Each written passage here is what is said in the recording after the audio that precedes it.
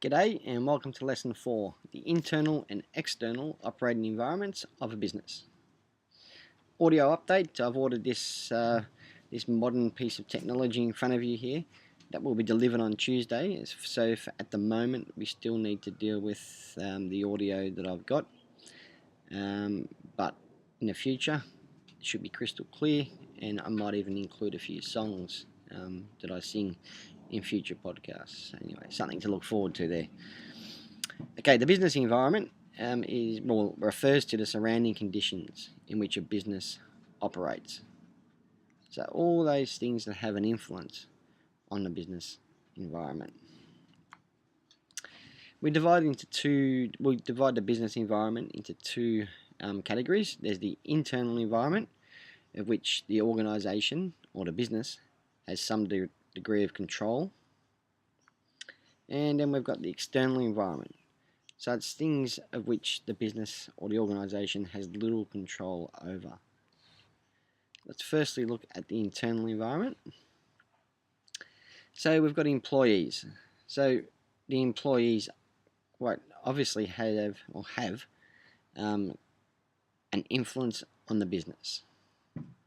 In fact, they're probably the most important part of a business. Okay, then we've got the leader. So the leadership style will have an influence on the way a business is run.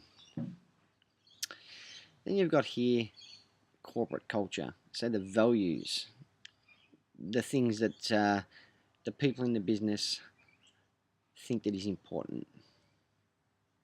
And you've got company policies. So here are 4 examples of an internal environment. There are some more examples in your textbook, but here I've just talked about some of the key internal environment conditions.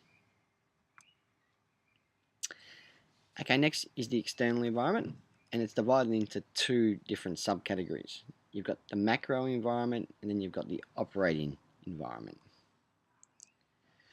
Today we're going to talk about the operating environment, and then in the next podcast I'll be talking about the macro environment.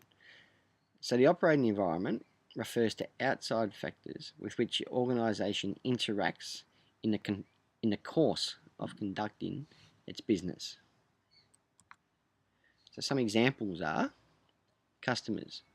So the business needs to interact with its customers, and the customers have an influence over the way a business operates. Competitors. Obviously, we need to be keeping an eye on competitors within a business, because if your competition is offering a better service or a better product than your business, then eventually customers will start to go there. Suppliers and creditors. So suppliers are other businesses or people that we get the resources to run our business. So for example, a plumber will need to get their pipes and tools from a hardware store. And creditors refers to where we're accessing our finances from. And the other element that we need to look at here is interest groups. So interest groups are any group of people or person that tries to influence the business's decision making and or policies. So an example of an interest group is Greenpeace, who are there to protect, their aim is to protect the environment. So sometimes they lobby or protest to try and get businesses to do things in a way that does not negatively affect the environment. So looking here is a bit of a summary diagram of the environments in which businesses operate. So today we've looked at the internal environment, which you can see in the center there, which were things like employees, leadership style, corporate culture, and then we've moved outward to the operating environment, and we've looked at customers, competitors, suppliers, and creditors, and special interest groups. That's the end of today's podcast.